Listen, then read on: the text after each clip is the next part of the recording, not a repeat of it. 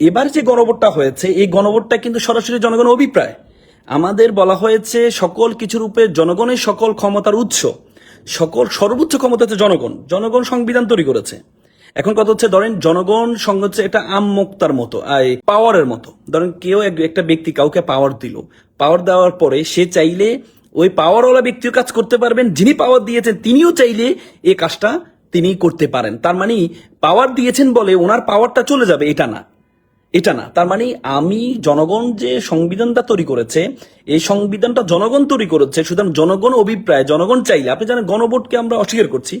গণভোট 67% মানুষ গণভোটে দেশকে সংস্কার করার জন্য ভোট দিয়েছে। দেখেন দুইটা ভোট হয়েছে, একটা ভোট হয়েছে দেশ কে চালাবে, আর আরেকটা ভোট হয়েছে দেশ কিভাবে চলবে। তার মানে এবার হচ্ছে মূল জিনিস হচ্ছে রাষ্ট্র সংস্কার। সুতরাং যে কে চালাবে সেটা আমরা মেনে নিলাম, কিভাবে চলবে সেটাকে আমরা মানছি না। গণভোটের আপনি জানেন পৃথিবীতে গণভোট দিয়ে পৃথিবীর অনেক দেশের রাষ্ট্র ক্ষমতা পরিবর্তন হয়েছে, রাষ্ট্র পরিবর্তন হয়েছে। আপনি দেখেছেন গণভোটের মাধ্যমে আপনি ইন্দোনেশিয়া থেকে পূর্ব তিমুর আলাদা হয়েছে, সুদান থেকে দক্ষিণ সুদান গণভোটের মাধ্যমে আলাদা হয়েছে। আপনি দেখেছেন আবার 1947 সালে বাংলাদেশের সিলেট গণভোট, বা এটাকে সিলেট রেফারেন্ডাম বলা হয়। সিলেটটা এর আগে আসামের সাথে ছিল, তখন গণভোট হয়েছিল যে সিলেটটা কি এর সাথে থাকবে, আসামের সাথে থাকবে নাকি পূর্ব পাকিস্তানের সাথে থাকবে। তখন গণভোট দিয়ে সিলেটটা আমাদের অংশ হয়েছে। তার মানে গণভোটটা হচ্ছে জনগণের সবচেয়ে বড় অভিপ্রায়, সংবিধান উপর প্রিভেল করবে। সংস্কার নিয়ে যে প্রস্তাবটা দিয়েছেন, যে উনি কিভাবে সংবিধান সংশোধনটা করবেন এমন একটা প্রস্তাব দিয়েছেন, হ্যাঁ, সে প্রস্তাবটা নিয়ে আমার মনে হয় একটু আইনি ব্যাখ্যা দেওয়া প্রয়োজন। হ্যাঁ, উনি যে প্রস্তাবনাটা দিয়েছেন সেটি হচ্ছে উনি যে সংবিধান যে সংশোধনী ব্যাপারটা আছে, এই সংশোধন উনি করবেন, কিন্তু কোন প্রক্রিয়া করবেন উনি বলেছেন যে উনি এই সংবিধানটা সংশোধন করবেন যে প্রক্রিয়াটি বলেছেন, উনি বলেছেন সরকারি দল এমপি যারা আছে এবং বিরোধী দলের এমপি যারা আছে এবং স্বতন্ত্র এমপি যারা আছে প্রত্যেক থেকে উনি সংসদ সদস্য নিয়ে উনি একটা কমিটি করবেন। তাদের মাধ্যমে উনি যে জুলাই যে সংস্কারটা উনি সংবিধানের যে সংশোধনী বা সংস্কার বলি সেটি উনি করবেন। কিন্তু আমি একটু অবাক হয়ে যাই, আসলে উনি যে প্রস্তাবটা দিয়েছেন এই প্রস্তাবটা আইনি কতটুকু ভিত্তি আছে। উনি একজন আইনের ছাত্র, হ্যাঁ, এবং আমার মনে হয় উনি যেটি বলার চেষ্টা করেন সবচেয়ে ভালো আইন জানেন, আমরা এটা বিশ্বাস করি। কিন্তু উনি যে প্রস্তাবটা দিয়েছেন এই প্রস্তাবটা আইনি ভিত্তি কতটুকু আছে, সংবিধান এভাবে সংস্কার করতে পারবে কিনা, আমার যতটুকু নলেজ আছে সংবিধান সম্বন্ধে, যতটুকু পড়াশোনা করেছি, আমি বলছি এটা পারবে না। কেন পারবে না আমি সেটি বলছি। প্রথম কথা হচ্ছে আপনি সংবিধান আমাদের যে আপনারা জানেন 1988 সালে এরশাদের আমলে বাংলাদেশের সংবিধানের আমাদের যে সুপ্রিম কোর্ট আছে বা হাইকোর্ট ডিভিশনের বিভিন্ন বেঞ্চকে বিভিন্ন বিভাগীয় শহরে নেওয়ার জন্য সংসদে একটা বিল পাশ করেছিলেন এরশাদ সাহেব। পাশ করার পরে এই যে বিভিন্ন বিভাগীয় শহরে বেঞ্চ নেওয়া হবে, তখন হচ্ছে এটা নিয়ে একটা রিট হয়েছে, আনোয়ার হোসেন চৌধুরী ভার্সেস স্টেট, এটা রিট হয়েছে। সে রিটে প্রথমে রিটটা হাইকোর্ট ডিভিশন খারিজ করে দিয়েছিলেন, পরবর্তীতে এটা অ্যাপ্লাইড ডিভিশনে গিয়ে এই রিটটাকে গ্রহণ করা হয় এবং এই যে সংসদ পার্লামেন্ট কর্তৃক যে বিলটা পাশ করেছে যে বিভিন্ন বিভাগীয় শহরে হাইকোর্টের বেঞ্চ নেওয়া হবে, এটাকে আল্টাভায়াস করা হয়েছে এবং কি সেখানে একটা রায় দিয়ে সংবিধানে কিছু বেসিক স্ট্রাকচার তৈরি করেছে, এটাকে বলে বেসিক স্ট্রাকচার ডক্ট্রিন, বা হচ্ছে সংবিধানের বেসিক মানে মৌলিক তত্ত্ব একটি ডক্ট্রিন। সে ডক্ট্রিন আলোকে বলে দিয়েছে আমাদের সংবিধানে কিছু বেসিক স্ট্রাকচার করা হয়েছে, মেনশন করে দেওয়া হয়েছে, সেগুলো চাইলে 142, আপনারা জানেন আমাদের সংবিধান পরিবর্তন করতে হলে 142 দিয়ে সংবিধান সংশোধন করা যায়। 142 এই বেসিক স্ট্রাকচারকে পরিবর্তন করতে পারবেন না, কারণ আমাদের ইউনিটারি গভর্নমেন্ট না, আমাদের গভর্নমেন্ট প্রাদেশিক গভর্নমেন্ট না। তো সুতরাং আপনি হাইকোর্ট ডিভিশন বিভিন্ন বিভাগীয় শহরে নিতে পারবেন না, এটি আমাদের বেসিক স্ট্রাকচার, সংবিধানের যে বেসিক স্ট্রাকচার আছে এটার বিপরীতে।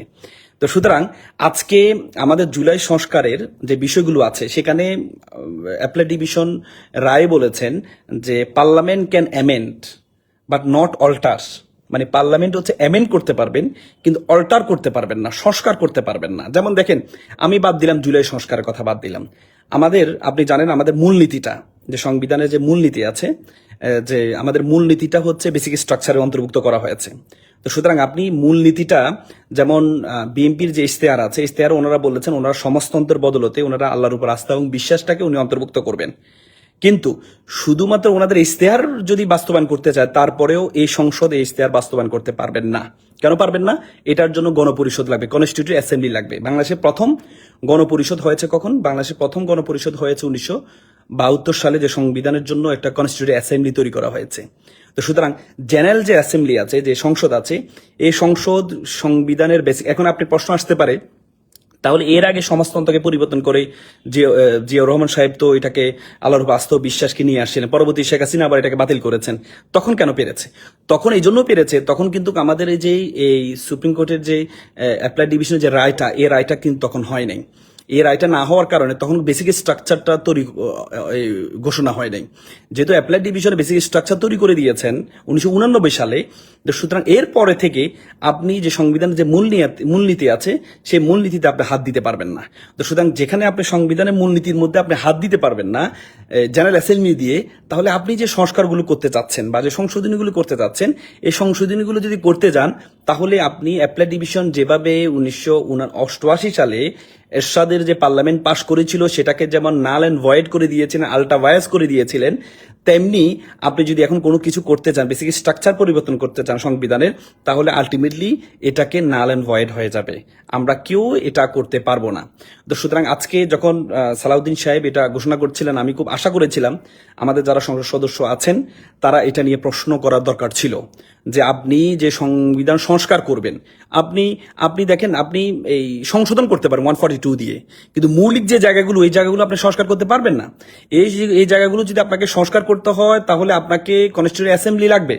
আপনি দেখেন, এই সবকিছুর উপরে বলা হয় থাকে, সবকিছুর উপরে জনগণের অভিপ্রায়টা আমাদের সংবিধানের 772-তে বলা আছে যে solemn expression of will of people. জনগণের অভিপ্রায় হচ্ছে সকল কিছুর ঊর্ধ্বে, জনগণ অভিপ্রায়। এবং কি আমি মনে করি আমাদের সংবিধানের চেয়ে জনগণ অভিপ্রায়টা সবচেয়ে বেশি প্রিভেল করে।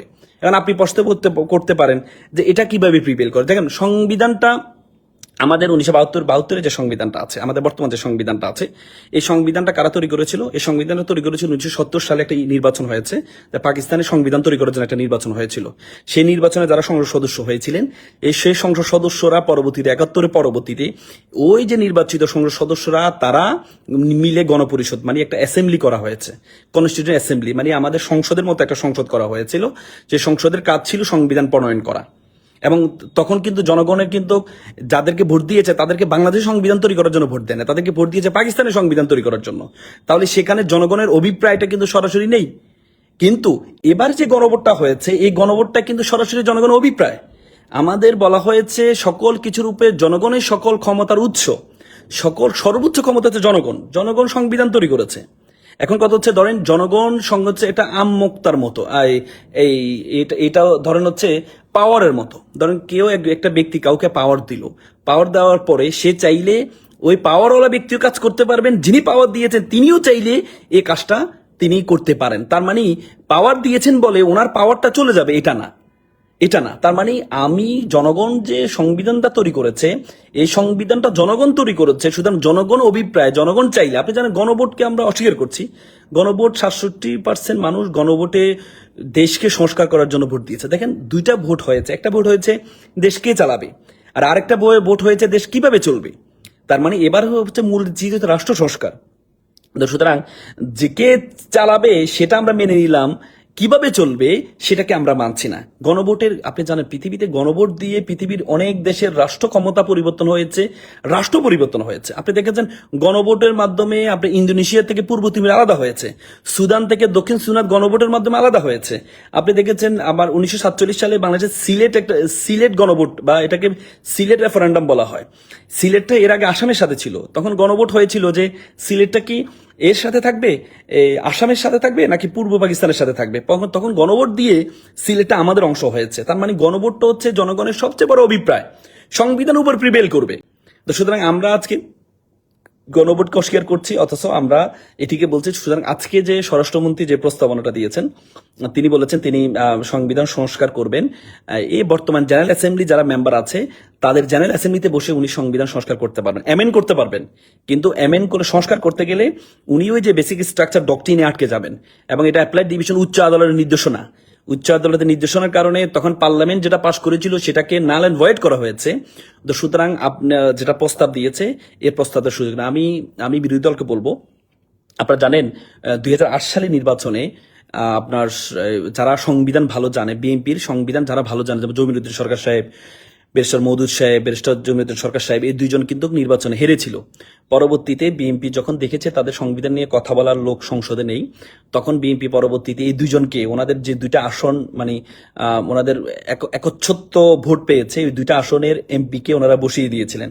বসিয়ে দিয়ে পরবর্তীতে দুইটা আসনে দুইজন ভালো সংবিধান বিশেষজ্ঞকে নিয়ে উনি পরবর্তীতে সংসদ নির্বাচিত করে সংসদে নিয়ে আসছেন শুধুমাত্র সংবিধান নিয়ে কথা বলার জন্য। আমি উদাত্ত আহ্বান জানাবো বিরোধী দলেরও সে কাজটা করার সুযোগ আছে।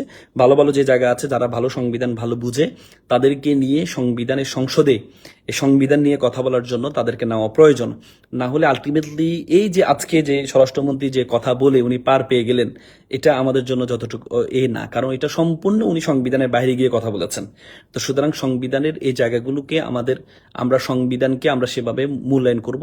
মনে রাখতে হবে সংবিধানটা হচ্ছে জনগণের জন্য সংবিধান। হ্যাঁ, জনগণের জন্য সংবিধান, সেটাকে আমাদের মাথা রাখতে হবে।